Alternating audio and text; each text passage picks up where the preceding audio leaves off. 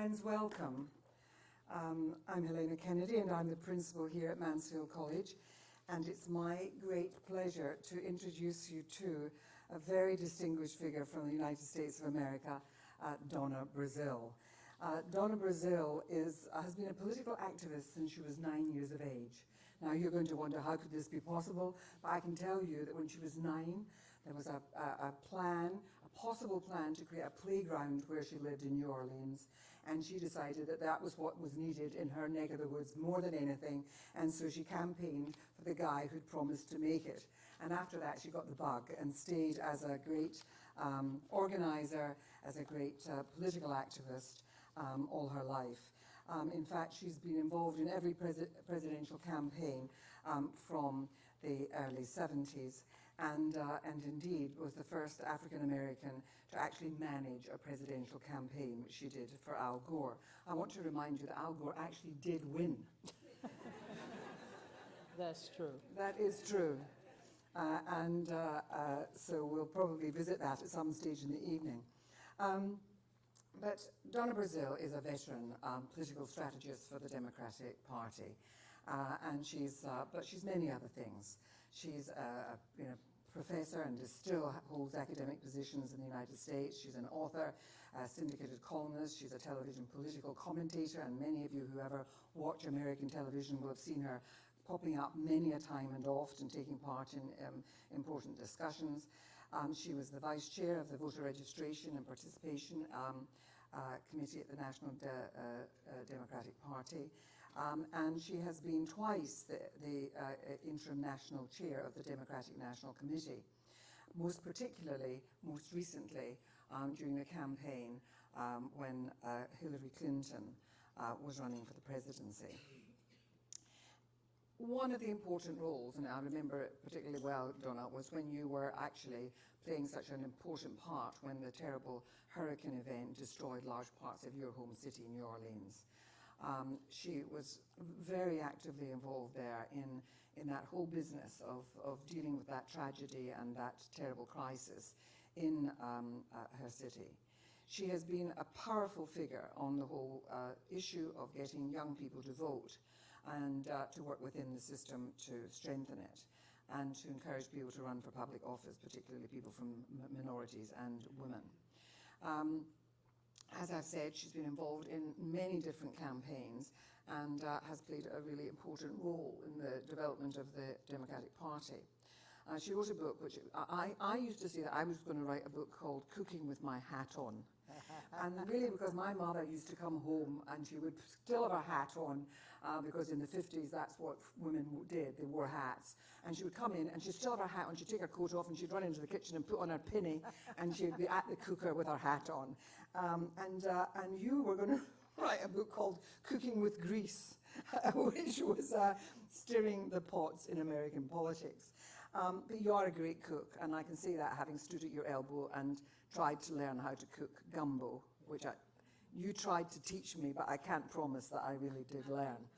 Anyway, but Donna Brazile is a woman of great and wide talents, a force of nature, and I feel very proud that you're here with us tonight in Oxford to give us the experience that you've had and to address the fierce urgency of now.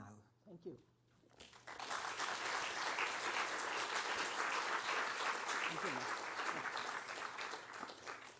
Hello, everyone. It's a great honor to be back here in this wonderful country. This is my 5th visit in my adult life. I was mentioning earlier today when I came through the airport that on the last 2 visits I was part of a congressional delegation, so I didn't have to go through border security. But it was fast, and I enjoyed my experience. Although leaving the United States, I was reminded once again that we face what I call the turbulence of our great lives. We were on the tarmac last night in Washington, D.C. for over 4 hours as a low-pressure system collided with a high-pressure system, which gave us this great opening into the heavens, and I was able to sit there patiently and wait, and I made it. So it's good to be here. I was holding my breath, I have to tell you, when I got your text messages. Yeah, So, but I'm here and I'm grateful. My good friend Helena mentioned my background. I've been involved in American politics since the age of 9. I just celebrated the 2nd anniversary of turning 29, so I'm a millennial. I just want to also highlight a few things in my bio that most people don't know. I've worked for the full recovery of my beloved hometown of New Orleans. I've worked for voting rights and civic participation in all of our American elections. And of course, I've been involved in Democratic politics and worked with practically every major Democratic politician over the last 30 years. One of these days, I want to do something that doesn't involve a disaster. I was Al Gore's campaign manager back in 2000. That's like being the manager of whoever came in second place in the voting for the best album of the year, like Milli Vanilli, back in 2000. And we came in second, but the 2000 campaign taught me how to lose graciously, which in that case meant refraining from pointing out that we really didn't lose. You don't want to look like a sore loser, even if that means you look like a loser. But after the 2016 election, I feel like that there's a famous baseball player in American politics, and his name is Ernie Banks. He has great statistics, but not a lot of championships. But look at it this way. I've appeared on The Good Wife, for those of you who watch American TV, The Good Wife. I've appeared on House of Cards, if you watch that. Being Mary Jane, which is also a very popular series in the United States. But after all these years in American politics, I'm probably best suited for the Game of Thrones. At this point, I've dealt with just about everything but dragons. There's a lot of uncertainty unfolding in American politics, and tonight I want to talk a little bit about what's really moving our politics to what I like to refer to as this breaking point. And everything in Washington, D.C. happens at the last possible second. And if you've been following what's going on in Congress and the new administration, you'll know what I mean, that things are just happening at the last possible minute. We don't know what's going to happen tomorrow. In fact, by this time in Washington, D.C., we're waiting for either the second or third tweet from our Twitter-in-chief, the Honorable dear leader, Donald J. Trump. So we're living in a radical state of uncertainty driven by hyper-partisanship, social media dominance in our political landscape and elsewhere. You know, when I worked for Al Gore, I thought my boss inspired the invention of the internet, but I had no idea that Facebook and Twitter and WhatsApp and all these other Instagram would really take over our dialogue in American politics. We're also living through the failure of democratic institutions to persevere through a crisis of confidence, income inequality, changing demographics, and the established norms of behavior in our society are constantly changing. We also live in a 24/7 news cycle where we rush to make predictions driven by events and not facts. And the voters are constantly looking for change.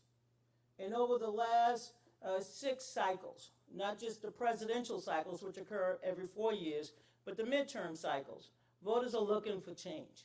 It's a restless electorate. It's an electorate that is really not branded or wedded to the old established norms of the past. The majority of voters in the United States are not Democrats, they're not Republicans. They're actually unaffiliated, they're non-aligned, and often they do not participate in the primary elections that ultimately decide the outcome of most of our political campaigns. So I'm going to talk a little bit about that in a slide presentation. Our politics is broken, it's torn apart by hyperpartisanship and the desire to exercise power and really not to govern. And it's happening across the board. So during the presidential season of 2016, and I'm sure many of you were following it, both major political parties experienced a flood of new voters who wanted change. On the right, businessman Donald Trump was able to defeat the more established candidates like former Florida Governor Jeb Bush, the brother of former President George W. Bush and the son of former President George Herbert Walker Bush, Wisconsin Governor Scott Walker, Senator Marco Rubio of Florida, Ted Cruz of Texas, and many, many more. Donald Trump was able to win the Republican primary by virtue of the fact that he understood what those voters, especially on the right, wanted. They wanted someone who would not just come to Washington, D.C. and disrupt the establishment, but they wanted someone who was not beholden to the so-called special interests of the Republican Party. Remember, he ran on a platform to build a wall. Of course, Mexico will pay for it. Jobs, because he knew how to win. Trade deals, because he was the best deal maker ever. And much, much, much more. I don't have to talk that much about Donald Trump. He typically talks enough about himself. He scolded the party establishment, he mocked its leaders, and he was able to capture the Electoral College by repeating a simple mantra, make America great again. Of course, the cameras loved him. Donald Trump was able to give most of his interviews while sitting at the Trump Tower on Fifth Avenue. While most candidates had to either appear in person or have more formal interviews, Donald Trump was able to phone in his conversation with the media. He received the bulk of the media attention. On the other side, former Secretary of State Hillary Clinton didn't expect much competition from the small Democratic field. There was an assumption that Clinton would be the Democratic nominee, and the field was every bit as strong as it was in 2008, which tells you just how useful it is for predictive purposes. She thought the 2016 campaign could be won within 2 months of the 2016 primary, and as you all know, it went all the way to the Democratic convention.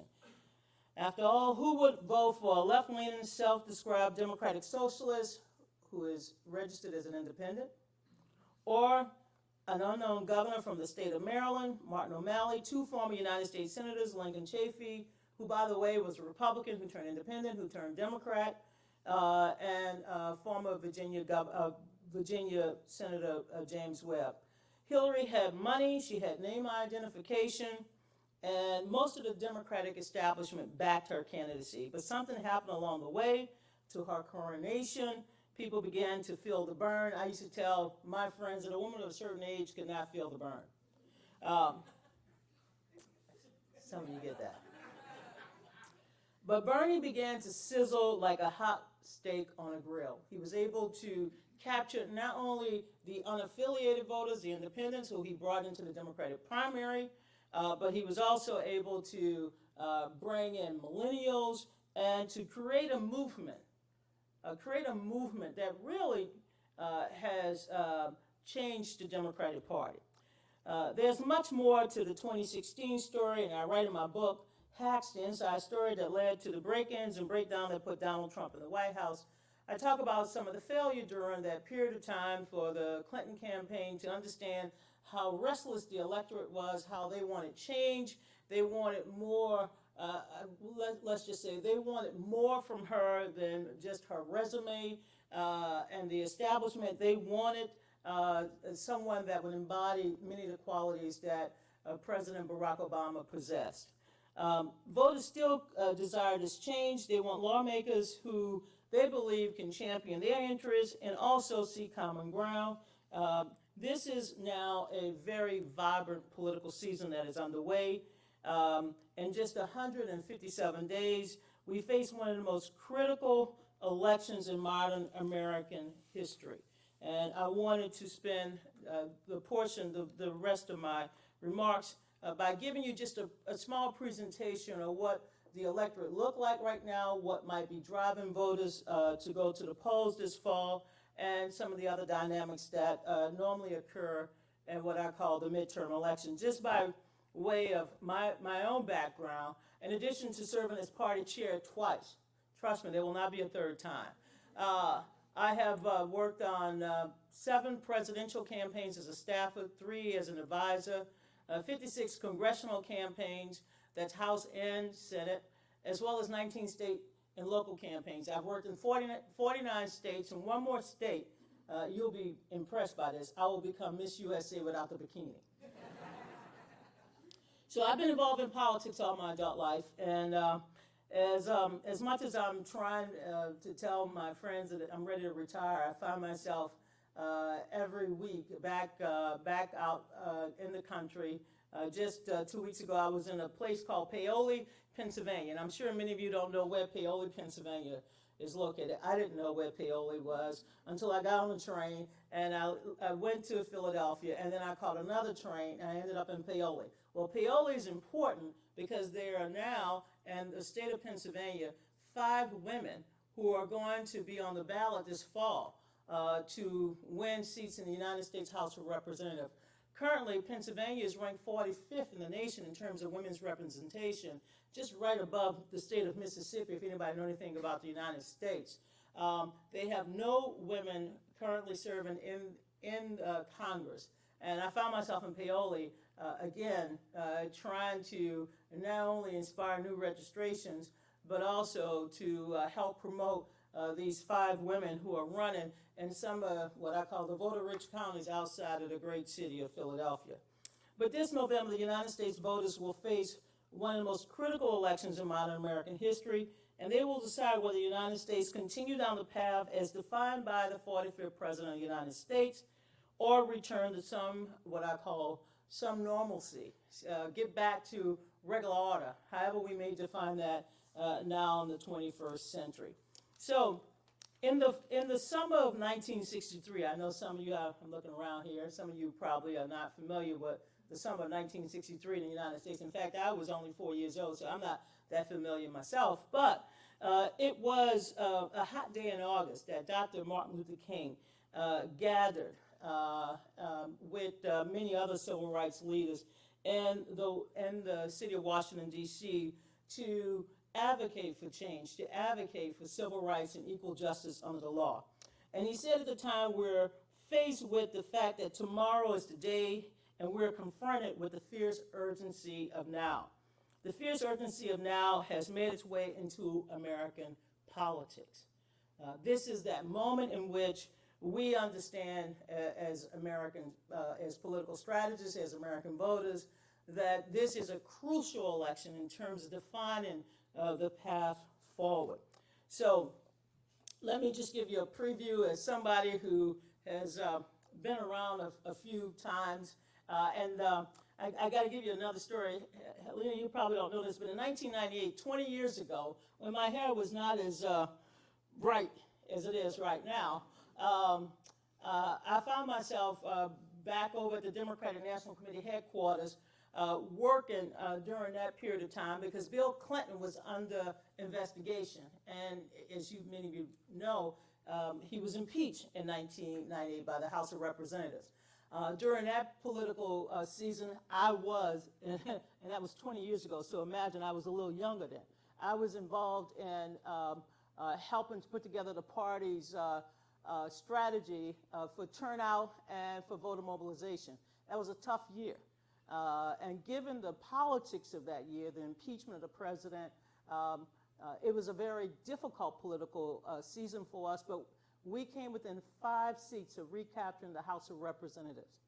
Now, that was a tough year, but one of the things that helped us was that in 1992, 2 years prior, the last presidential cycle, we found ourselves with a large number of Democratic retirements. And after redistricting or a reapportionment, the Republicans had gained the upper hand.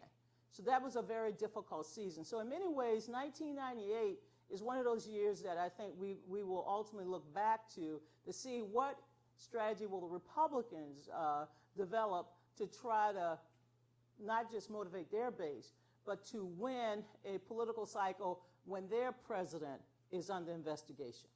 So Bill Clinton was under investigation for, you all know, adultery. Donald Trump is under investigation because of the meddling, the Russian meddling in our election, interference, collusion, whatever you want to call it. I believe it was all of the above, collusion, conspiracy, and meddling. I was involved. I saw it. I saw what happened. But the Republicans now are in a similar position to the Democrats in 1998.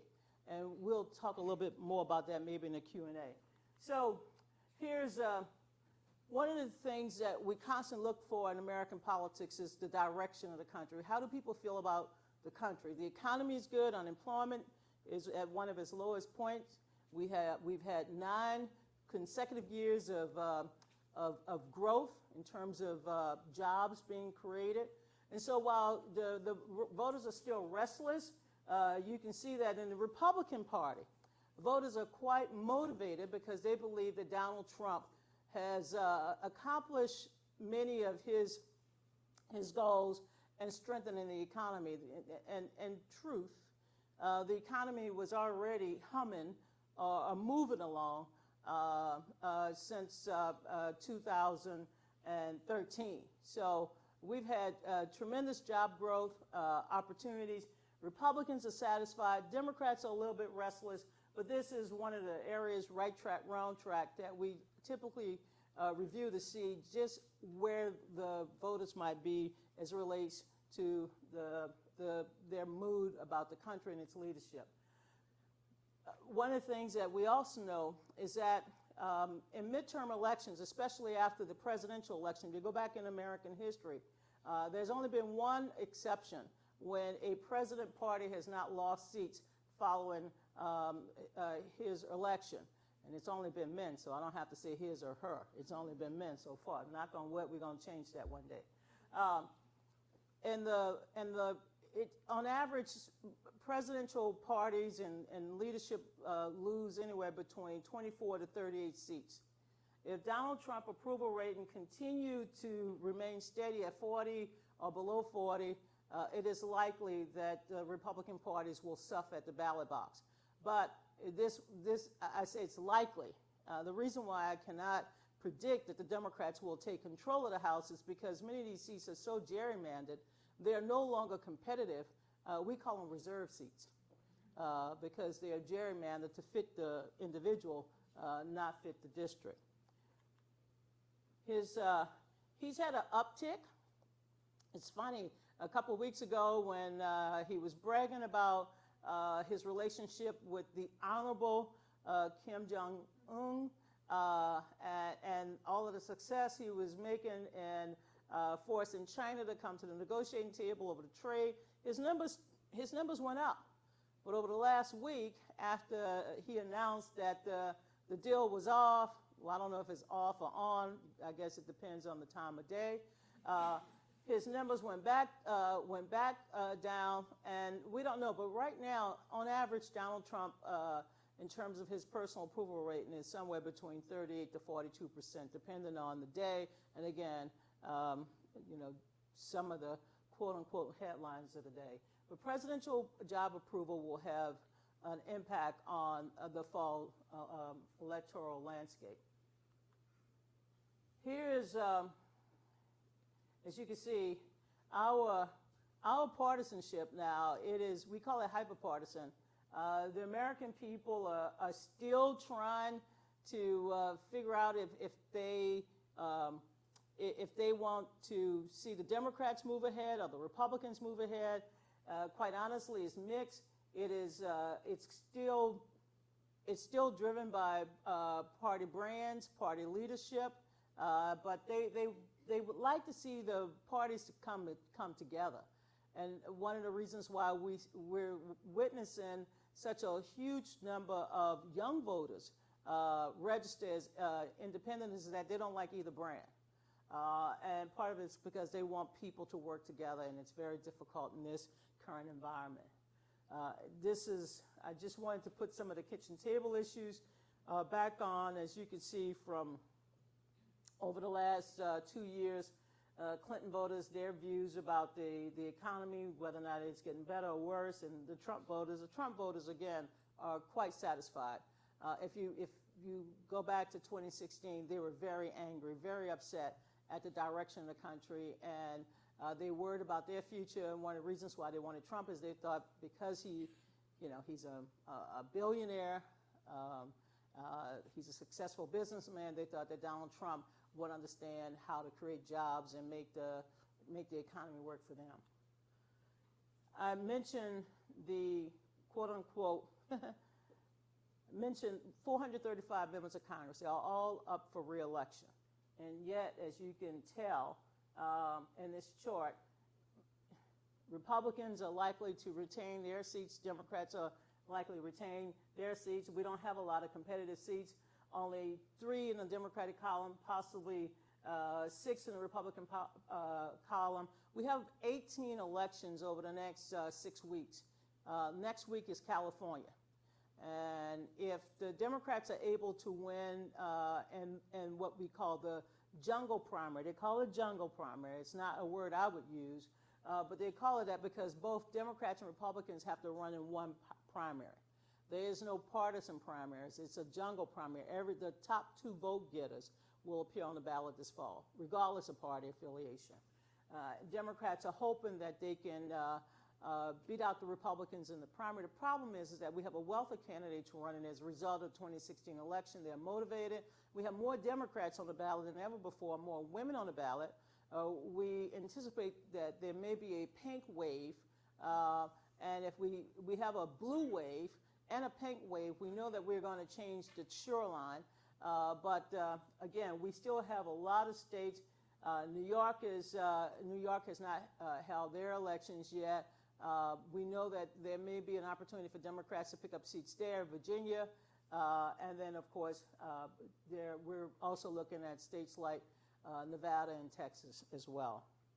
Florida comes down the pike sometime in August, and that will also be a very key state for both Democrats and Republicans.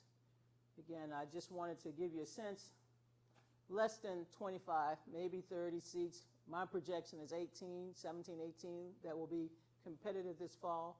But out of 435 seats that are up, as you can tell, there are not a lot of competitive races. The Senate is where you will see a lot of activity. We have 34 senatorial races.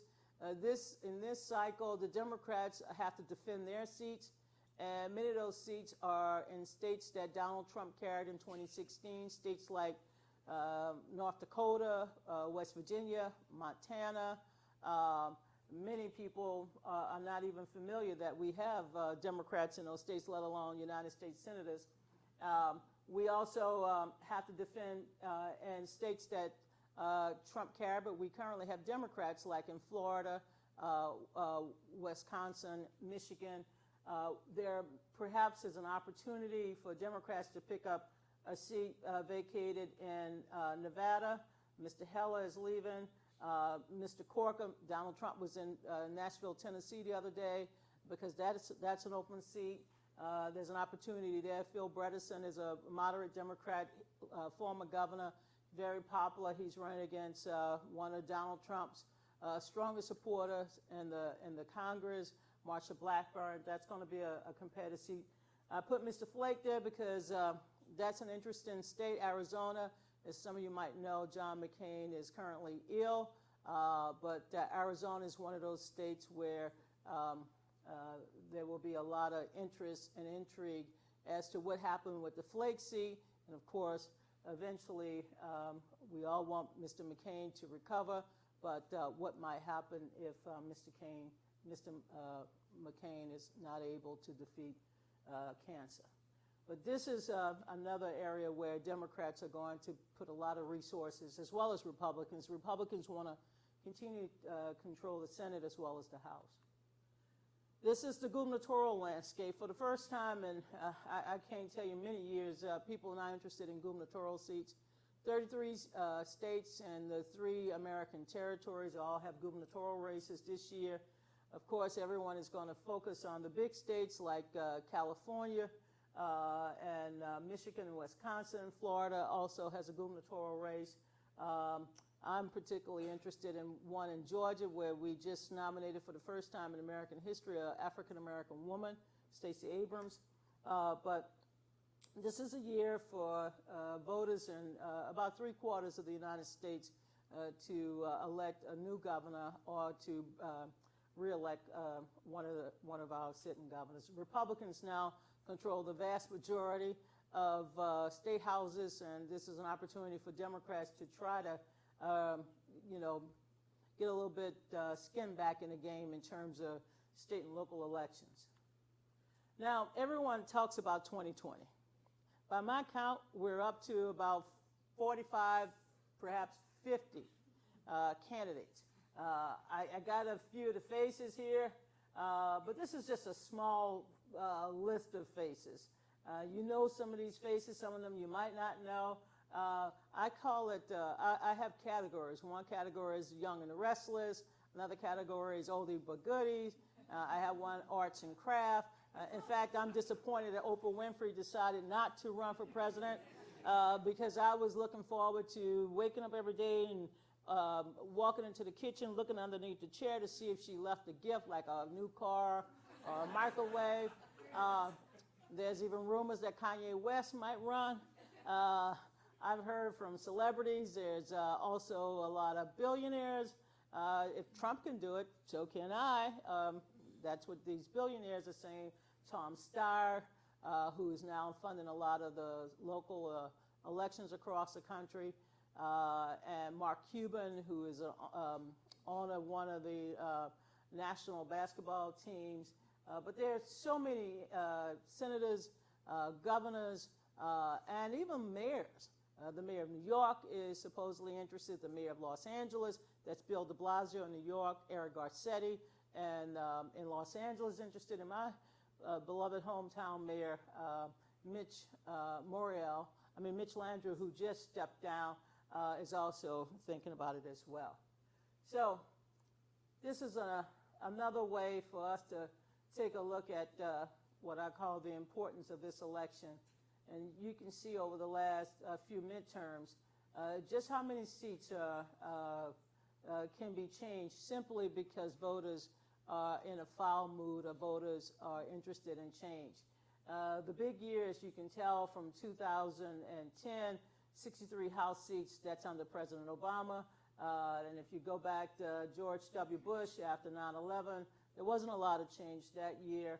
But if you go back to 2006, after President Bush re-election, Hurricane Katrina, some of the policy proposals that President Bush during that time laid out, including privatizing Social Security, the ongoing war in Iraq, 2006 was not a favorable year for the Republicans. And as you can tell from going all the way back to, as I mentioned, 1998, Democrats had a +5. So this is a very important year, and it will lay the groundwork for 2020, and it will also lay the groundwork in terms of the rest of Mr. Trump's presidency, at least up until 2020. I wanted to, this is the thing that is, that's very exciting about 2018 for me. I've been teaching a course at Georgetown University for 17 years on women in American politics. And over the last 17 years, we've had Hillary Clinton, 2 presidential bids. We had Sarah Palin, who was on the Republican Party ticket in 2008. But we haven't seen a lot of activity since 1992 with women candidates. Often women have to be encouraged to run. Women need party support in order to be viable, and they need to bring to the table more resources than typical our male candidates. This year we have a historic number of women who are running across the country. I've never seen anything like it in my life. These, as I tell my friends, every week I'm hosting fundraisers, or I'm traveling across the country to help these women. It's really exciting. They were not recruited. Many of them are out there because of the resistance movement, the Me Too movement. They're highly motivated, and they're not looking to the political parties for approval. They're out there on their own, and it's a good time to be a female candidate in American politics. I mentioned this early, but we've seen over the last couple of months just a large number of retirements, and not just members who might face opposition, but as you all know, the House Speaker, Paul Ryan, has announced his retirement, and we have many of the committee chairmen. Trey Gowdy, bless you, announced his retirement. He is a very influential Republican, so something is going on. We've seen a lot of retirements, and again, because we still have half the states that have not voted yet in their primary, we might see even more retirements over the next few weeks. And Republican numbers are much higher than our numbers on the Democratic side. But I'll follow both parties because open seats are often more competitive than the so-called seats held by incumbents. And I don't know if I went back. Yeah, there you go. I just want you all to see that. You see the Republicans, they're over 40. I think it's up to like 43, 44 Democrats. Many of the Democratic retirements are in areas where I think Democrats will be able to retain control. This is the biggest issue in terms of 2018. It's turnout. Typically in midterm elections, the electorate tend to be older, more educated, and wealthier. And one problem that we have for this season is millennials. They are now the largest group of voters in American politics. They will surpass baby boomers, what we call the greatest generation, the silent generation, and that generation known as Generation X. But millennials are not registered, and the large numbers that you have in the other categories. And the question is, will they be motivated to register and get out to vote? And since the Parkland shooting, I don't know if you are familiar with this mass shooting that we had a few months ago. I know we have them almost every week. I apologize. And that's something that bothers us. But since the Parkland shooting in Florida, we've had a movement now to register young voters. And several states have begun to make it allow young people, 17, who will turn 18 before the election. They've allowed them to register early. So there's a movement now to get more young people actively involved. There are a lot of young candidates who are running, and we might see an uptick in turnout. We see an uptick in turnout, and what I mean by uptick, anything over 40 to 42%, typically that's a bellwether that Democrats might do very well in some of the more large states like California, New York, Illinois, and Texas. Midterm is always horrible. I hate midterm elections. Nobody likes midterm elections because they're like, is there an election? It's almost like hockey. I mean, we all know that every year there's a Major League Baseball game, but we treat presidential elections like that's when you come out. But in midterm elections, people tend to say, I don't like my member of Congress, so therefore I won't vote. Congress is as popular as a root canal. Their approval rating right now is anywhere between 12 and 14. If Congress was a brand of toothpaste, it would be called green onions and garlic brand. It's just they're not popular, and as a result of it, people tend not to come out. And turnout is the ball game for 2018. If the Democratic Party is able to get their turnout up, they will do very well. And likewise, if the Republicans are able to motivate their base, which tends to be older and whiter, more affluent, and they are also critical. If they're able to get their base out, this could be an election that will go down in the history books. So this is my soapbox. We've seen a surge since the election of President Trump. We've seen a surge in not just the alt-right movement, white supremacy. I was down in Charlottesville, Virginia, just a few weeks ago with the former chair of the Republican Party, just trying to bring people together. I'm a former chair. He's a former chair, just trying to talk about common sense issues that can bring people together. There's a resurgence of extreme right-wing, extreme politics in our country. It scares us, and I I think there's a healthy number of Republicans as well as Democrats and others who are trying to counter this by educating people, by really talking about issues as opposed to those divisions that we saw in the last election that really heightened the type of partisanship along lines of race, religion, immigration, and guns. So you all see it here as well. We see it in other countries, but there's clearly a movement that we're seeing, not just in the United States, but all across the globe. This populist movement is having an impact not just on our domestic politics, but our international relations as well. And I just wanted to, one of the things that we're looking at in the Pew poll and many others is just the role of education.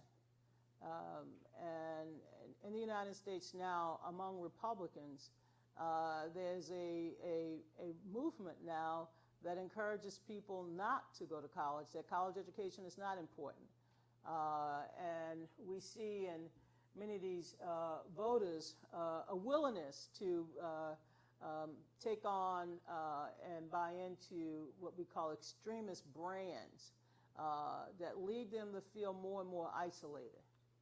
And again, we've been taking a look at what's been happening here and elsewhere. I add these slides because I just want to let you know that we're paying attention because it's now happening at home. And we saw it in France, and we saw it here in the Brexit vote. And of course, we saw it a little bit in Germany. We see it now in Italy. It's something that is concerning us because we're becoming like you.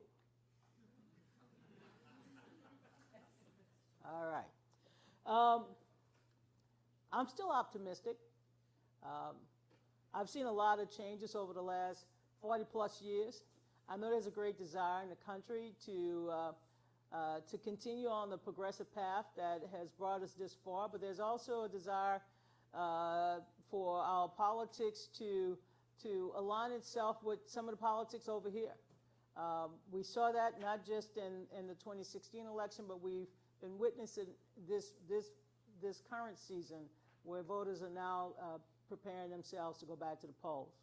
One last thing, and I want to just mention this before I open it up, is the hacking. As many of you know, the Russian meddling and interference in our election did have a serious impact, I think, on the vote and the outcome of the election. As chair of the Democratic Party, I can tell you that walking into the convention in July of 2016, I had no idea at the time that the volume of emails that had been stolen and later given to WikiLeaks to put out, I had no idea what type of turmoil, inner turmoil that would cause within our party. What WikiLeaks did was they released the emails that were unfavorable toward Bernie, not the emails that may have been unfavorable toward Hillary or Martin O'Malley, James Webb, or Lincoln Chafee. It caused serious divisions between the Bernie supporters and the Clinton supporters. And the divisions existed throughout not just the primary, but throughout the election, all the way down to the general election. It sowed discord. People did not feel motivated to vote. And along with the quote-unquote social media ads that were produced on Facebook and targeted to young voters, to people of color, to religious minorities, it had a real impact, a chilling impact on our democracy. And we're still suffering the consequences of what happened in 2016. There's been money appropriated now to strengthen our electoral infrastructure. It's just a small amount of money, but it will go a long way in making sure that our voting systems are strengthened, that we have paper ballot, that our voter registration databases are up to date, and hopefully with the new rules, not just here in Europe, but the rules that Facebook will hopefully put forward to Congress, we might be able to remove some of the money that was able to come into our system that produced some of the negative ads that were targeted toward Clinton voters. So the investigation is still ongoing. The House has concluded its investigation. I thought their results were not conclusive, nor did they interview many of the people involved. Mr. Mueller, the special counsel, has indicted, excuse me, he's indicted 17 people. 5 people have pleaded guilty. All 5 individuals had ties to the Trump campaign. The Senate has not completed its investigation, but sometime, hopefully over the next couple of months, the investigation will be completed. We will have more evidence of what occurred, but hopefully we will also have a strategy to prevent it from happening again. And that's something I'm very deeply interested in and involved in. So that's my presentation. It's the fierce urgency of now, because this is one of those moments in American history where this election will have consequences for the future, not just in the United States, but abroad. It will determine what kind of country we are going to be in the 21st century. And I'm looking forward to hearing your questions, your comments, and any recipes you wish to share with me. So thank you.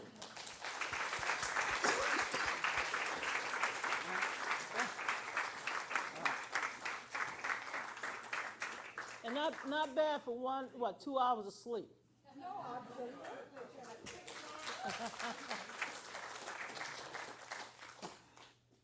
It was fabulous, Donna. It was really wonderful. And there is an urgency, and I think that we're feeling a similar urgency here. And a lot of it is to do with the sense that somehow politics is taking forms that are unfamiliar to so many of us. And I wanted to ask you about a number of things. I mean, first of all, people should know that she was involved with Jesse Jackson's campaign when she was still in her teens, and was very involved and very committed to the whole business of civil rights and so forth. You worked for Jimmy Carter. Jimmy's one of our honorary fellows at this college. Really? Yeah. I was 16. She was just a little girl.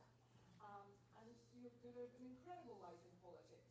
But this whole recent business has kind of taken you by surprise. I mean, I think it's fair to say that the business of another country interfering in a political system, do you think it happened here during the Brexit referendum? Oh, yes. I believe that Mr. Putin's goal is to undermine Western democracies. I believe he has used asymmetrical warfare using cyber and weaponized it to the point where it has poisoned our politics. It has sowed division within our society. He has exploited our weaknesses. And unless we are able to not just build up our cyber defenses, we have to start there. No one is safe from cyber interference and cyber hacking. Every time you put one of those USB thumb drives in your computer, you're susceptible to being hacked. Every time you open up your one of your gadgets, your phone or your iPad or your computer, and a wireless network, you're susceptible. Over half of the American people have been hacked through Equifax and Experian. If you're on Yahoo, you've been hacked. I mean, I can go on and on and on and on. So yes, this is modern warfare. And I'm not a Hulk, by the way, ladies and gentlemen. I am far from being a Hulk. I'm just worried about the coming cyber storm and how it is disrupting Western societies. I think Mr. Putin's goal is to weaken NATO and our alliances and to install within our society these forces that will work to tear us apart. I grew up in the South, and many of you who know anything about the United States, I grew up in the segregated South. And, you know, throughout my life, I've seen a path to progress. I mean, I saw the walls of segregation come down. Although I was a child, I felt the walls come down. I witnessed what it was like to grow up in a society where I was judged by the color of my skin. Now we are back in that moment in American history where we are resegregating ourselves, where racism has just become this ugly. I mean, and there are people that now feel empowered to go out there and to call people who are not white on animals. To shoot them because, why? Because they're not human. To shoot them in the back. To get a 12-year-old boy who is playing in the playground and they shoot him because he's with a toy gun. Well, my brothers play with toy guns too. And there are no consequences. So yes, I think throughout our Western world, we all have to be alarmed at what's happening. I mean, one of the things is that, and you were describing that steady progress that we all had imagined that the world would continue to be, worked at, and that we would be getting to a better place all the time, and to have setbacks, and a setback as significant as we seem to be having now, comes as a shock to the system, particularly when some of us are getting older and we're not sure that we'll see the comeback. We're hoping that it will get back on track again. I just wanted to ask you about, I mean, are we looking for enemies are we, you're fairly confident about the whole Russian role in all of this. And I want to understand where you feel it's why. Why is Putin in such a kind of, in this mode of expansionism, in this mode of disruptiveness? Why? He wants to be a superpower. He wants to return. I think the breakup of the old Soviet Empire rattled him, and he wants to return Russia to as a world power. Again, as a student of history, I understand what is happening. But what worries me is that we have been, and I say the majority of us, whether in the United States, UK, anywhere else, we've been silent. We've witnessed this horrific attack on our democratic institutions, our democratic norms, and yet we have remained silent. I think we have to gather ourselves together as those of us who are actively involved and engaged in any form of public policy politics, and we have to begin to combat this destructive force that has been unleashed.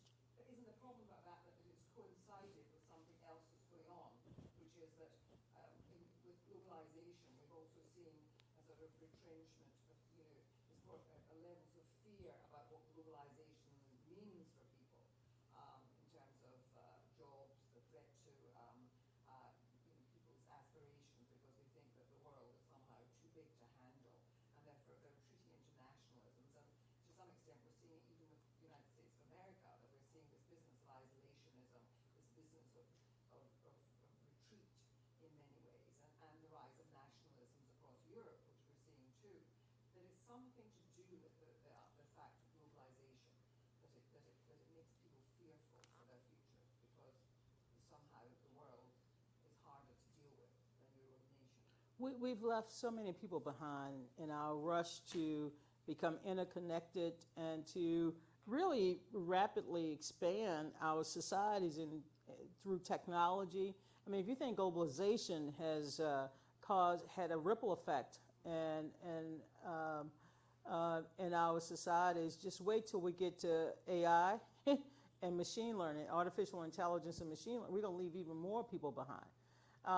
But I think, again, I think this is a moment where we need to find leaders who can better address not just the harmful effects, but the good effects of globalization, that we do live in an interconnected world, that our young people are not going to compete with young people who are across the pond. I tell my friends that young people in America are not competing against Chicago or Detroit anymore, or New Orleans and Dallas. We're competing now with young people in Beijing and New Delhi, and of course Rio de Janeiro, in a country named after my family, Brazil. We're constantly, we're growing and we're evolving, and yet people are being left behind. If we don't try to find ways to bring everyone into what I call people who are on the outskirts of hope, we have to bring them into the circle of opportunity. Because if we don't, then Putin and others can exploit those who are left behind as technology transform our lives, transform our communities, transform our culture. We're leaving too many people behind, and then we're blaming the other. We're blaming other people. But the interesting thing about that is that Trump was able to also benefit from that, from the leaving of people behind. And I just want to know if the Democratic Party, because those challenges are being presented to political parties here, is the Democratic Party reviewing its position and thinking, were we party to that, complicit in this business of leaving so many people behind, and aren't we having to rethink the way in which we have conducted our politics over the last few decades? I mean, the interesting thing is that those young who are happy about globalization, who care about what happens to people in other parts of the world, they're the folk who turned to Bernie and didn't vote for Hillary Clinton. And we're seeing it here in Britain too, with many of our young saying they're not happy with the way that we as Labour, and I say that as somebody who's Labour, that we're unhappy about the way in which we left people behind too, that we didn't look after the needs of many of the ordinary folk and communities in old industrial I agree. communities. That's a challenge. I mean, when I was in Ohio, Your book, to some extent, yeah, but because we don't talk to them. You know, one of the failures, I believe, on the left in American politics is that we stopped talking to the people who were being impacted by trade agreements. That's why Bernie and Donald Trump had some things in common, not a lot. Okay, I want to be careful. But for example, they both opposed the trade deals. Bernie opposed NAFTA, he opposed TPP, the Trans-Pacific Partnership. He campaigned against these trade deals. CAFTA, he had Hillary, who in many ways, helped to craft some of these trade deals. She essentially abandoned those positions in favor of a fair bargaining and a new deal. Both Trump and Bernie campaigned on renegotiating these so-called trade deals. But that's because we have left so many Americans behind. The jobs of the 20th century will not be there. The communities that were vibrant in the 19th century will not come back unless we're able to transform those industries or to bring in new industries that might be more suitable for a 21st century workplace. We have to invest in our infrastructure. These are issues that Donald Trump talked about. Bernie Sanders talked about it. Bernie Sanders also had a plan for health care, not the employer-based health care or Obamacare. He had a single payer. Donald Trump's plan was to destroy it and build something more beautiful. You know how fantastic, awesome, huge, yes, huge.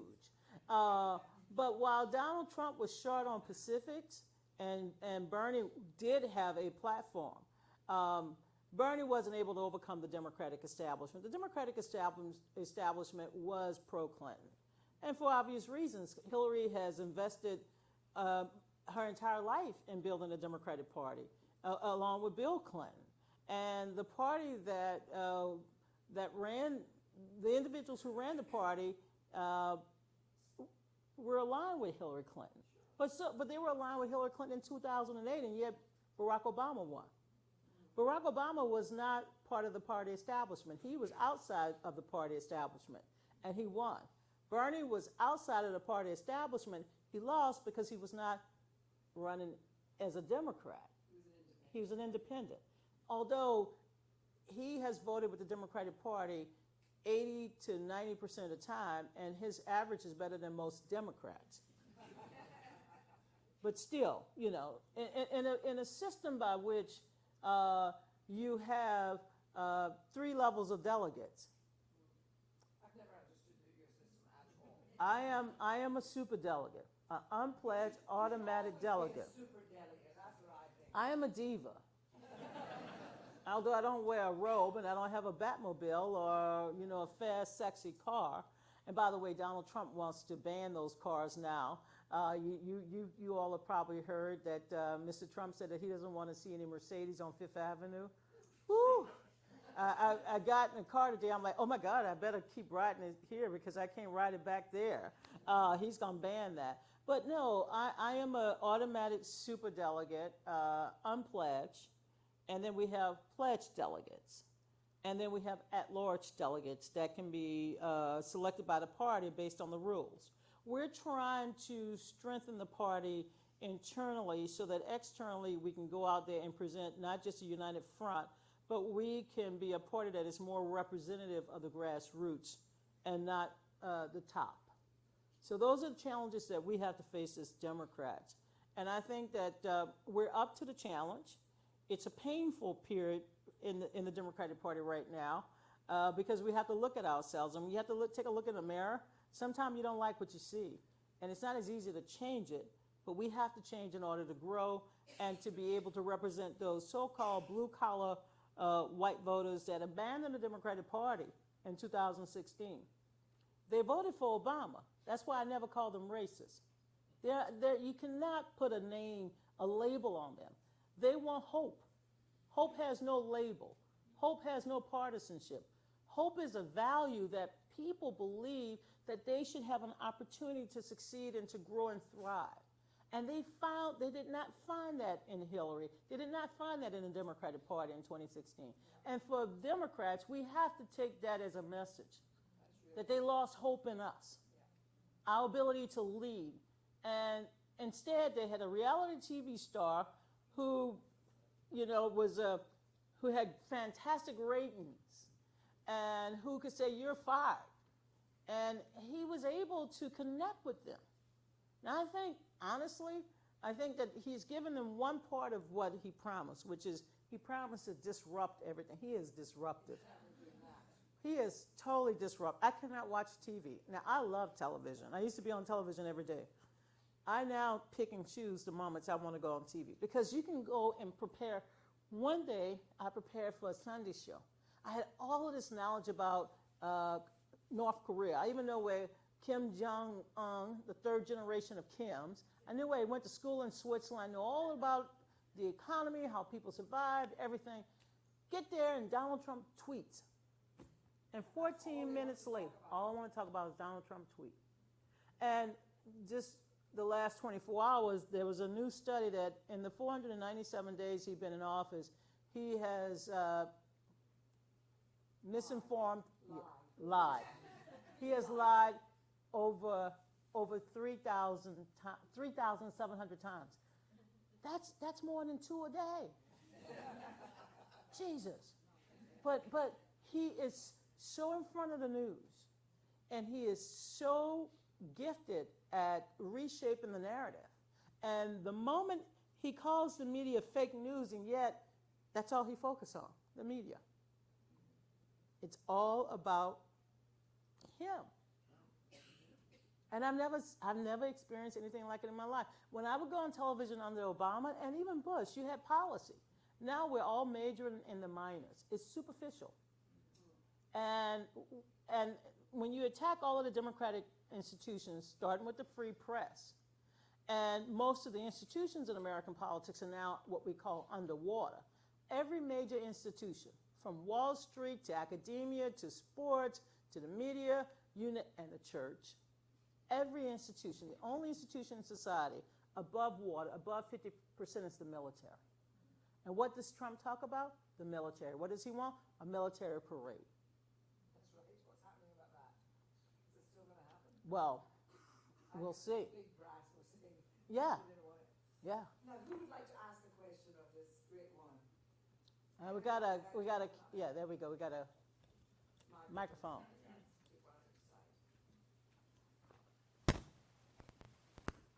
Hello from Portugal. I'm a Catholic deeply involved in politics in my country. I've been member of the parliament and so on. So this is the reason for my first question. is the Catholic vote an important concern on the United States campaigns, or the Catholic, let's see, issues, or are the Catholics in politics in the United States equally divided between the Republicans and the Democrats? This is my first question. The second question is, at home, my daughters, one of them is here, and also the press, when they call me, they say, you are not aligning on the choir against Mr. Trump. Why? Because you are a Catholic, you should align on the choir against him. And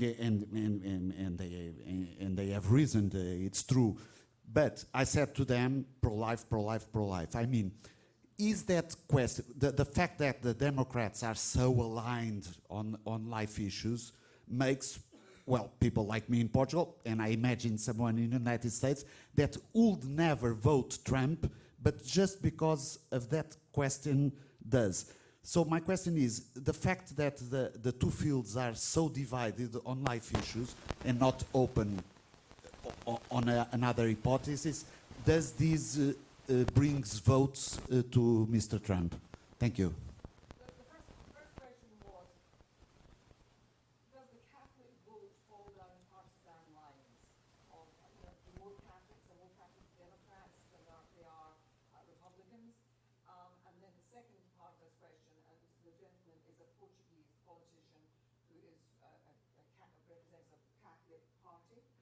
I'm Catholic, involved in politics. Catholic, and he wants to know whether the life, the business of the abortion issue, whether that really is a very important issue when it comes to how people eventually vote, and did that actually help Trump?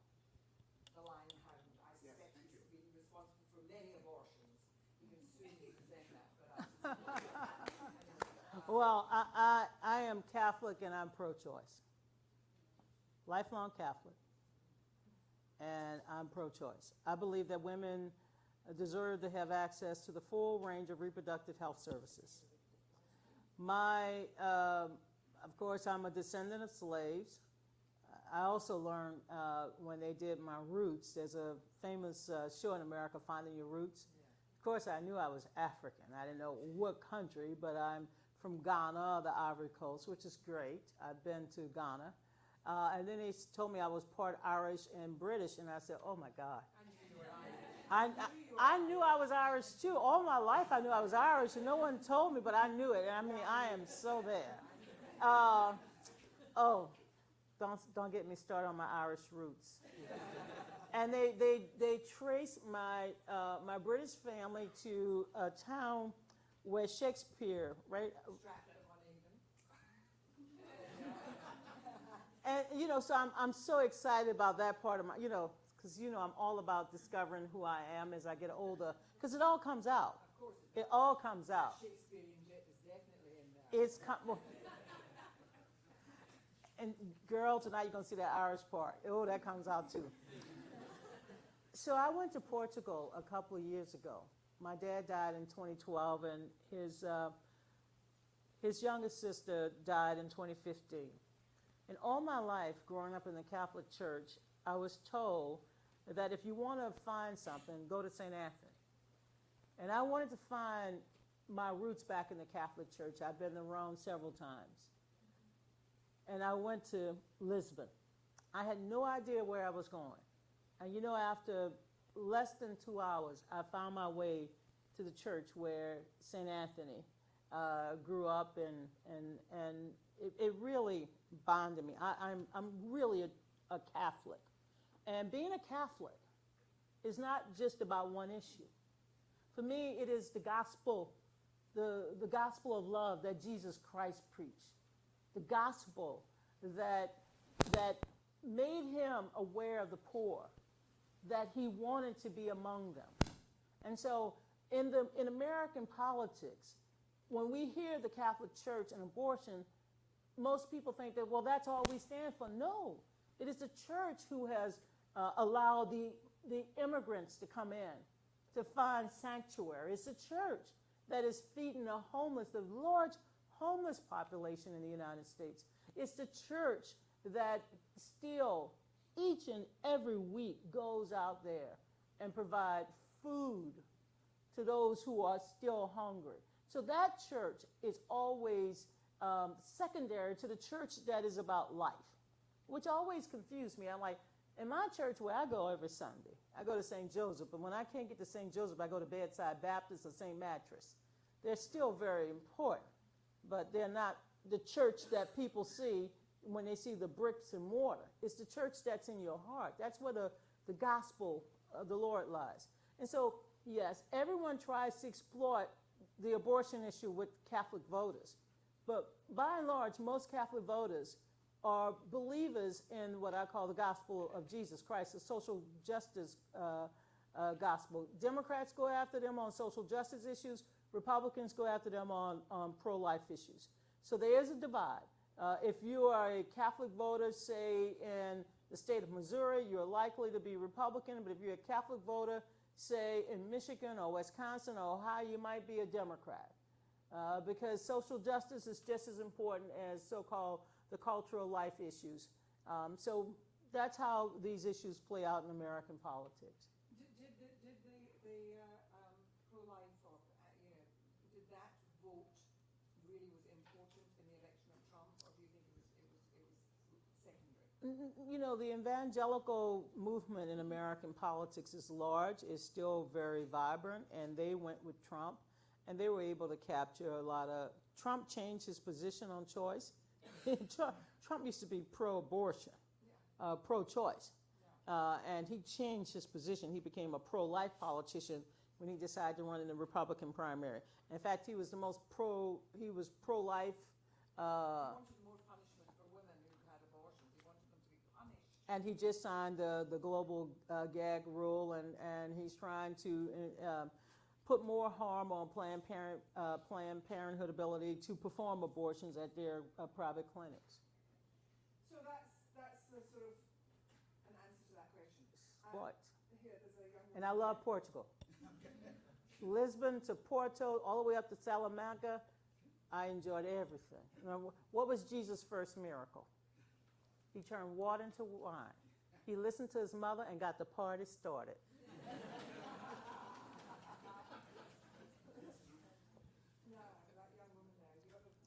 Hi, I'm Isabel. I'm from Connecticut. Hi. So my question is about the Democratic Party. This year there's been, and after 2016, there was a fight about the future of the Democratic Party. And in a lot of the special elections, we've seen these issues. So what do you think about purity politics right now within the Democratic Party? And how is the party big enough to have really progressive voters, but also someone like Connor Lamb in Pennsylvania? And that's the beauty of the Democratic Party. I mean, my governor in Louisiana is a pro-life, pro-gun, but Medicaid expansion governor. He just supported and advocated for former felons to have their voting rights restored. That's Louisiana. We should embrace it. And I don't think we should have this. I know we have a major fight over if progressive, moderate, conservative. It's not how do we describe ourselves, it's how do we describe our common values. And there is a major fight in some races now where you see people who are saying, well, I am the true progressive because I believe in single-payer system, I believe that we should address climate change, whatever, all of it, raise the wage to $15, blah, blah, blah, legal marijuana, which I support also. There are too many people in our prison system in America who are serving terms for nonviolent crimes and can't get a job when they come out. And we want to treat people who are on painkillers, but for those who went to jail during the 80s and 90s for nonviolent crimes, we didn't treat them. Yeah. So I think we should, these fights are important because it's about ideas, not just labeling ourselves. And I think as Democrats, we can come out of this victorious if we continue to focus on those values that hold us together and not the labels that we put on ourselves. I am a progressive, but I'm also a moderate. I'm a moderate. I'm not offended by people who call themselves moderate. I embrace their moderation. and I try to move them to the progressive side. 2 years ago, Chuck Schumer was opposed to legalized marijuana. Today, he's supportive. So there's room for people to grow. I remember when Hillary Clinton, Barack Obama, and all the other great people in our party did not want to accept gay money because it came from people who were openly gay. They would not let openly gay people on their staff. I remember fighting my own party on that. I fought my party on marriage equality. I never broke up with the Democratic Party simply because they didn't support marriage equality. I continue to work within the system. And you know what I tell my friends from the Bernie camp? I'm from the Jackson camp. I changed the rules. We used to have rules that were 20%. You could not get a delegate unless you got 20% of the vote. We lowered that to 15%. We used to have winner take all. We eliminated that. That was the Jackson in me. But yet I'm Clinton, I'm Gore, I'm Obama. I'm a little bit of everything. I'm a little Bernie, too.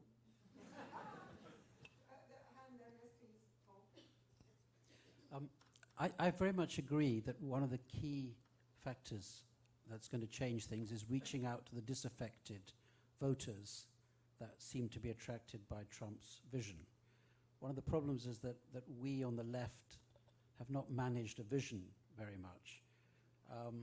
And I think that's a problem in America and in Europe and in other places. One of the key problems is, I think, respect. How is the left, how are the Democrats, how is the Labour Party going to respect people who voted for Trump? Do you remember that moment when Hillary Clinton was very rude about people who voted for Trump? Do you feel that we're now ready to respect people that we, in a sense, in your slides, don't like, of lower educated, the deplorables? Have we changed our tune? Do we recognize that they're fed up with elites, they're fed up with experts, and yet we need to listen to them and respect them?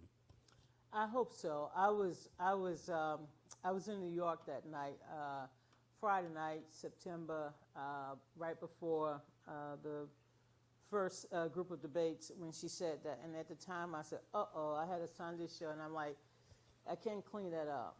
It's the same thing that happened in 2008 when President Obama was quoted as saying that they cling to religion and cling to their guns. It's a culture, it's a way of life. I'm going to say this as a Democrat, and I know I'm a controversial figure in some ways, in some circles, so I don't mind being controversial. I tell my friends, if you're going to say something that's going to get you in trouble, just sit upright. So I'm going to say it. We talk down to people a lot. It's bad. We don't relate to people where they are. I grew up, as I mentioned, in the segregated South. My mother was a maid, my father a janitor. Yet they were able to put 8 out of their 9 kids through college. I tell you, we were Catholic. It's the value of hard work, of believing that the next generation can be better than the one before. And somehow or another in the party, we have we focus more on theories and the abstracts and the policy and the statistics, and we don't talk about people's lives. How do you get to work when there are no public transportation from your neighborhood to the nearest town where there are jobs? How do you pay your utility bills at the same time you're trying to save up to buy a home? I mean, we don't talk about those values that make us who we truly are as human beings. And I think the Democratic Party has gotten caught up and being largely successful by saying, oh, we support these policies without relating them to the people. So I'd say, first of all, we have to go back into these communities. We got to stop riding past them or riding through them without stopping. Often when you run for president, you launch a campaign in your hometown, and then you fly straight out to California and New York to collect money.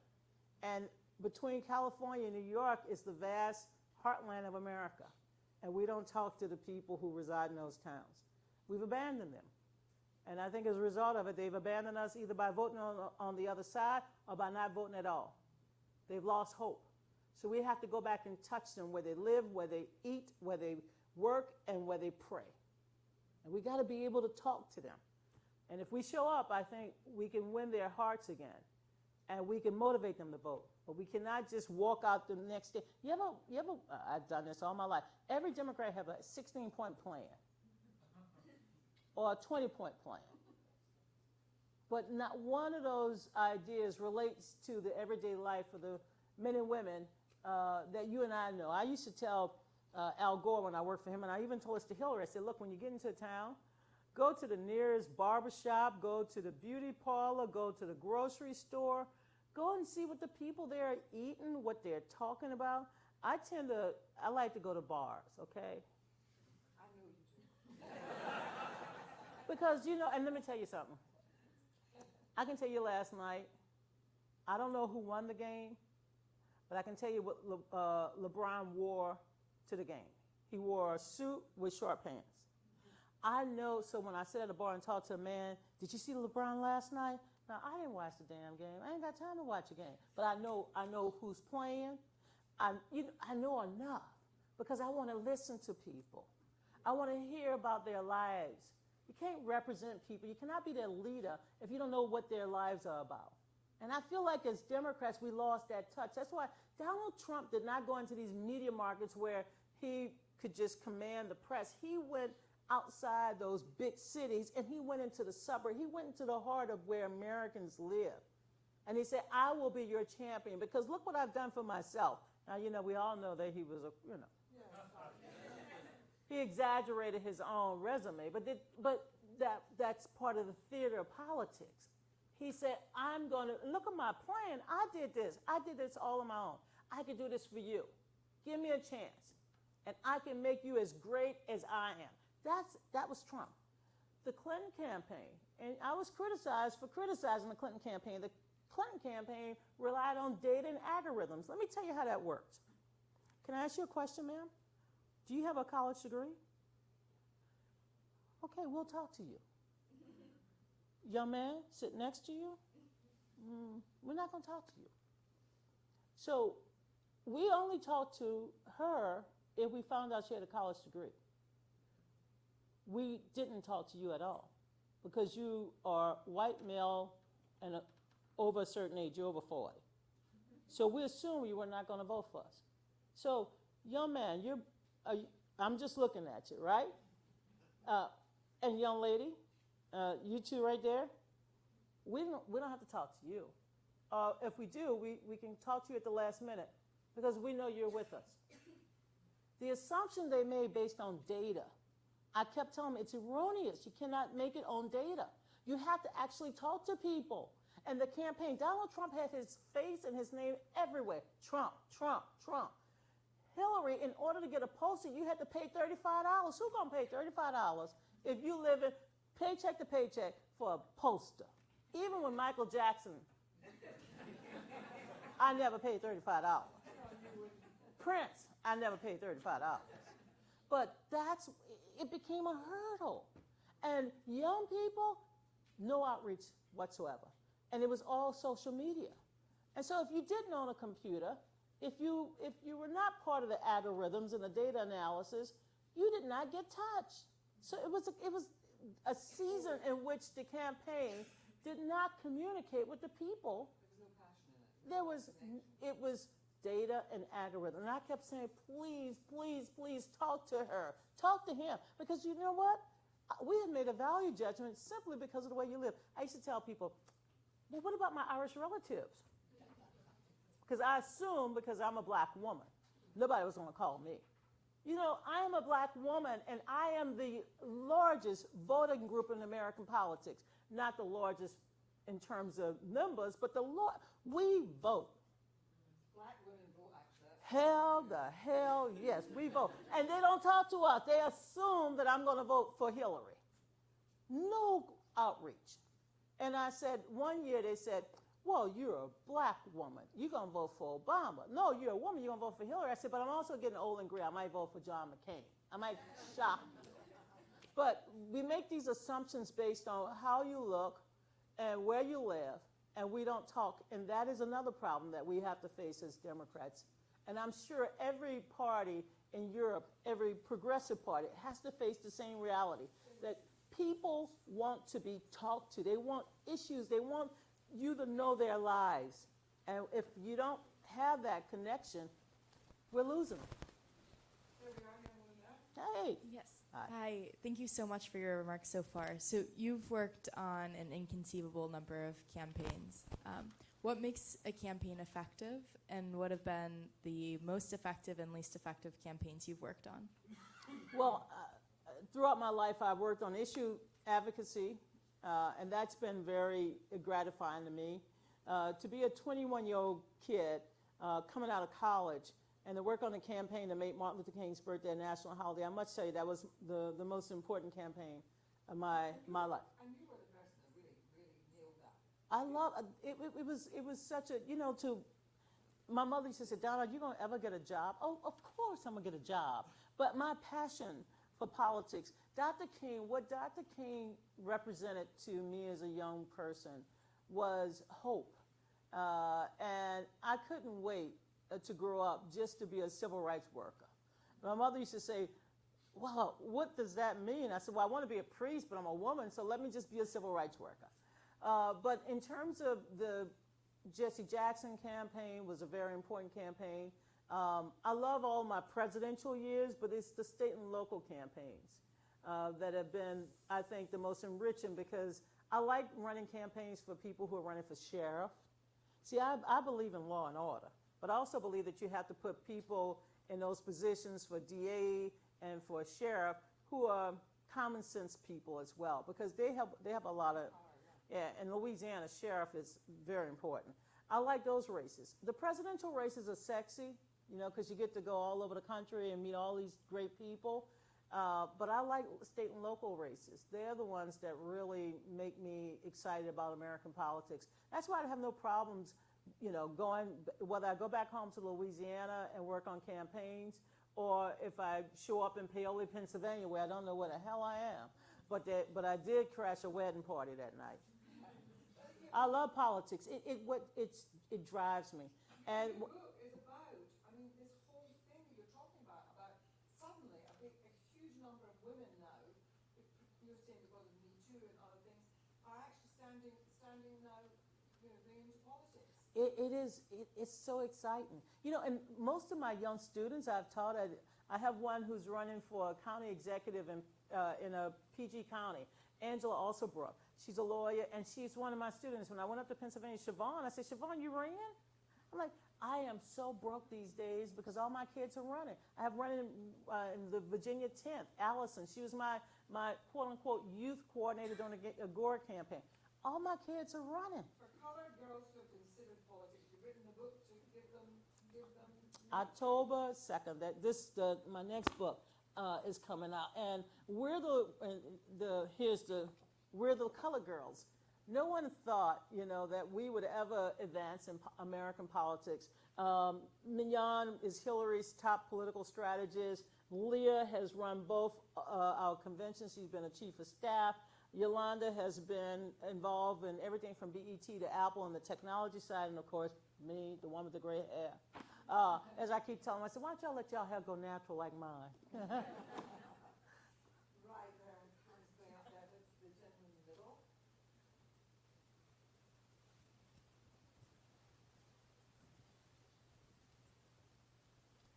Thank you very much for your talk. Thank you, sir. I'm Joseph from Uganda. Two questions. One around the whole discourse of the establishment and the Democratic Party in the state it's in right now. Do you feel that under, you know, the likes of Nancy Pelosi and Schumer, it is sensitive enough to what the trends are? I mean, if we think of even Hillary Clinton recently endorsing Andrew Cuomo at the expense of a progressive woman, you know, what exactly is the leadership thinking, and how is it approaching this election in terms of concrete issues, whether it's Supreme Court, or what are the things that are really going to get people out to vote? And then my second point is, as an African, in terms of foreign interference in elections, we have, whether overt or subtle. You have statements from Assistant Secretary of States like Johnny Carson, Jendai Fraser saying things like choices have consequences. So, and then, you know, we don't have to go back to Mobutu, Lumumba, etc., very explicit interventions by the United States. So this is not a new phenomenon. And I wonder whether this recent experience will make Americans also reflect about foreign interference in other people's elections. Thank you. First of all, I get that question a lot. What about the United States, the CIA involvement in this election, that election? I say, look, our history is riddled with a lot of damaging things that we've done and a lot of great things that we've done as a country. But this is a new form of warfare, asymmetrical hybrid warfare, that involves stealing our most private information and exploiting it and weakening our democratic institutions. I don't think you can compare the kind of meddling that the United States may have done in the past with the kind of what I call active measures that the Russians are now taking to weaken not just individuals, but our institutions. And the very foundations of a liberal society depends on a free press. The misinformation, weaponizing social media content, this is a new form, this is a new front. And so we have to treat this, I think, differently if we're going to maintain any type of Western democracy. This is why I think it is different. In terms of the establishment, look, as a member of the establishment, and boy, I had to accept that. Good Lord. I'm like, I guess I am, you know? I've been chair of the party twice. I've been a leader within the party for a long time. I'm part of the establishment.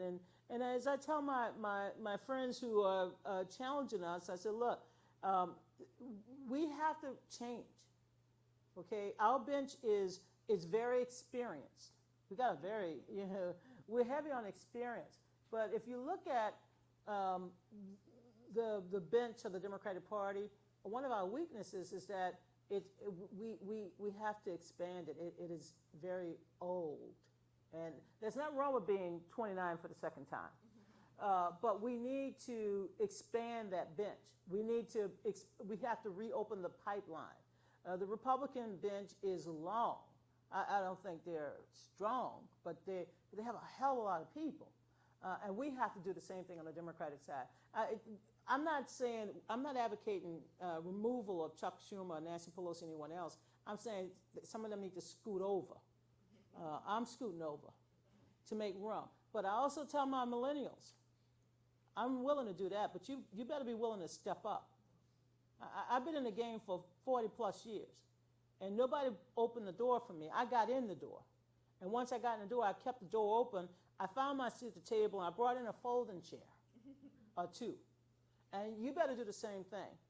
So this is a transition that we're going through in the party. We're opening the door. We're bringing in more young people. We have more youthful candidates, more female candidates, and we need that. Women represent only 20% of our Congress, and we need to change that. We have to change the face of American politics. We understand that. But in bringing about these changes, we have to be willing we have to be open to new ideas and to work together with the existing party establishment. I'm running out of time. I'm really sorry about all of this, but can I have the microphone here somewhere else? I'm going to let that gentleman come in here and then down to Fred finally. The gentleman in a very nice pink shirt. Hello, sir. I like that little gray you got there. I got a little purple hints. I got to use your color. Yes. I don't know. Maybe I should use yours, actually. All right. Yes. In Salt Lake City, Utah, right before the election. And it's where I'm from. So first. Was October 27th? Yes, it was. Okay. Yes. I actually have a photo of you with my daughter on here. So it did very well on Facebook. She was very pleased. Thank so you. Thank you. Thank you so much. What you say is inspiring. I love it. Love to keep talking at a pub later as well. So, yes. But here's my question. You know, I get calls from the DCCC all the time, asking me for money because I donated before. Being in Utah, it's the only reason they want to talk to me, right? But every message is donate so we can fight Trump. I want to fight Trump, but that's not a message. You talk about this hope and getting the, what it means to a person's actual life. What evidence are you seeing? I think we're seeing in the candidates, but what evidence are you seeing at that national Democratic level that the party is shifting to talk about a vision of what the party can bring to U.S. citizens versus just being the party of opposition of conservatives and opposition of Trump?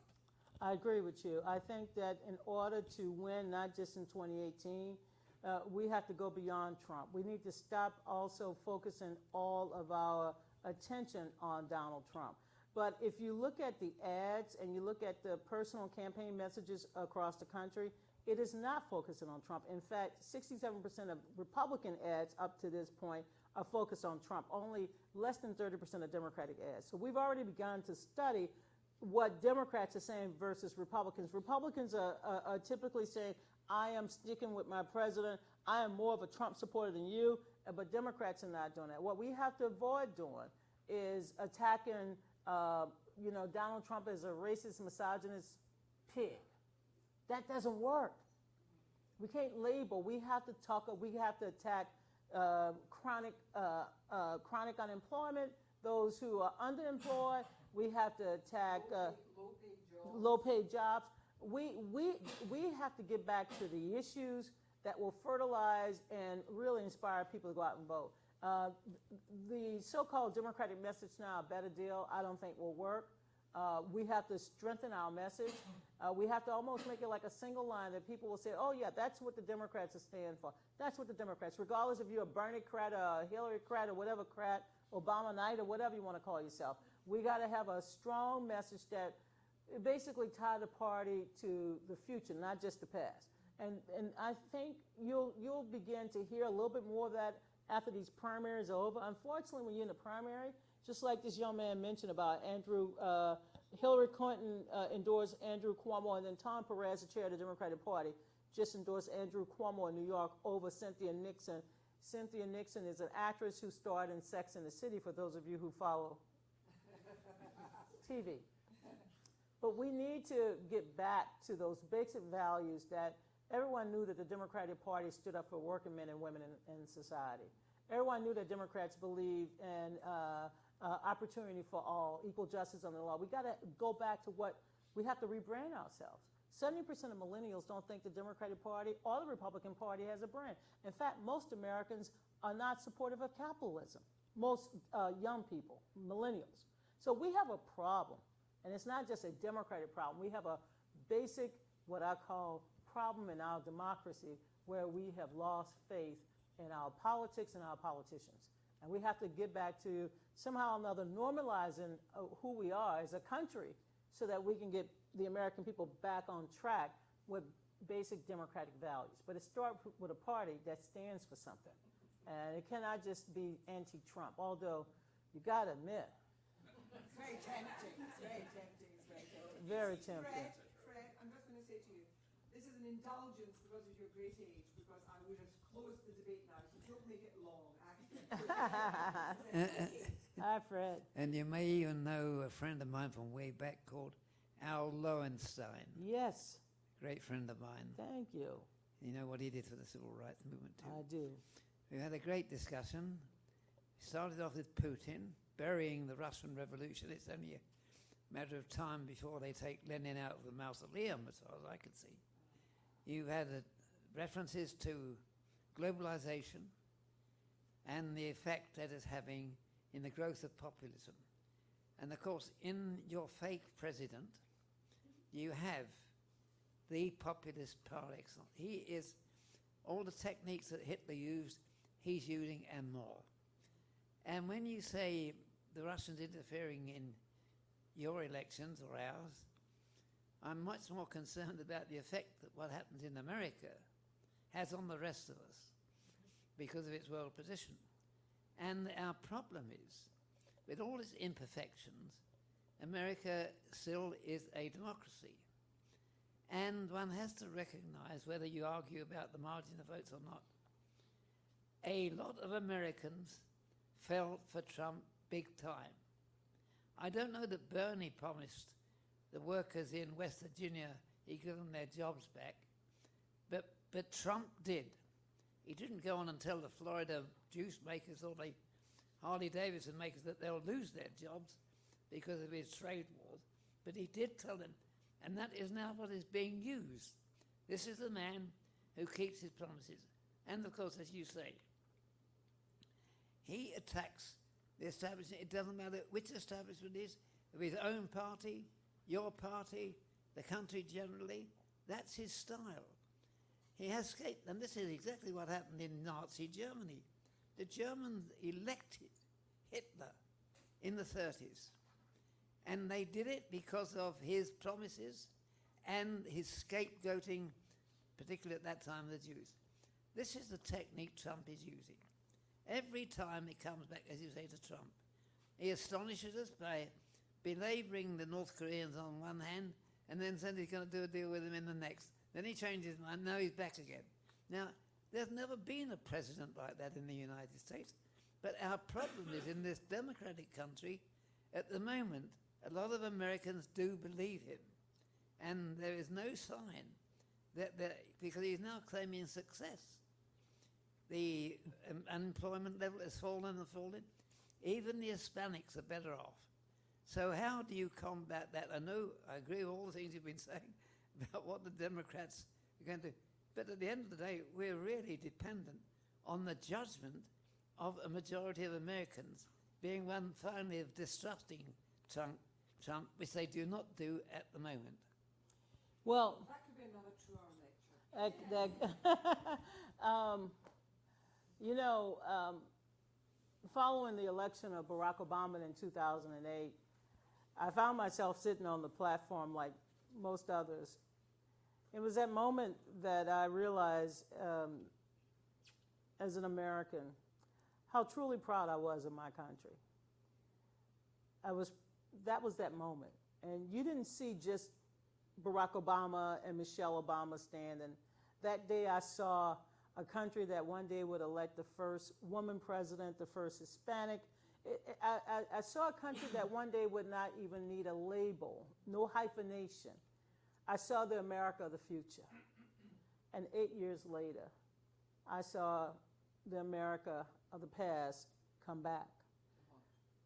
And so as we face this next election, I think it's incumbent upon all of us, whether you're American or you're a citizen of this great country or any place else, I think it's important that we restore hope, that we present that positive vision, that we remind people that we are good, and through acts of goodness and kindness, we can begin to take hold of the future.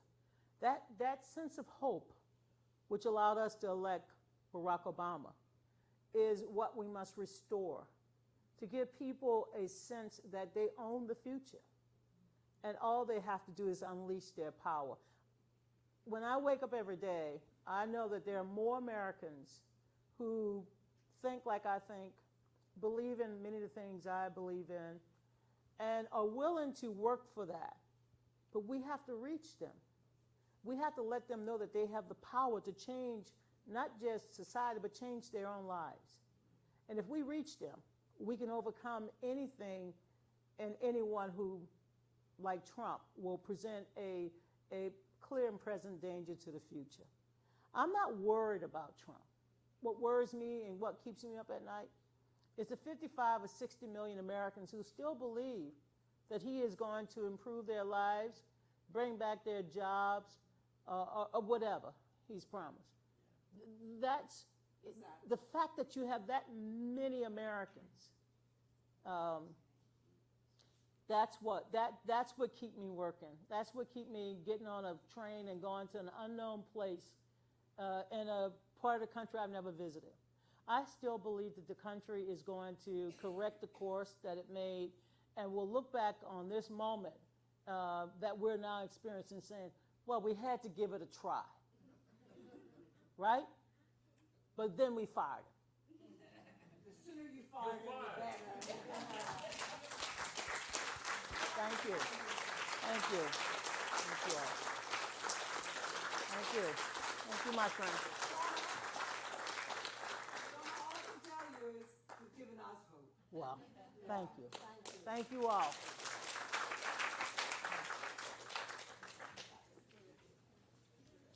You know, we say in Louisiana, if we can bring back gumbo after a major storm, we could do anything. Thank you, sir. I was admiring your hair. You know, I was, look at that. You know I was admiring it. Ah. Yeah, thank you. Yankee, American, Oh, and I grew up with a flag and looked who I loved immensely. And I hate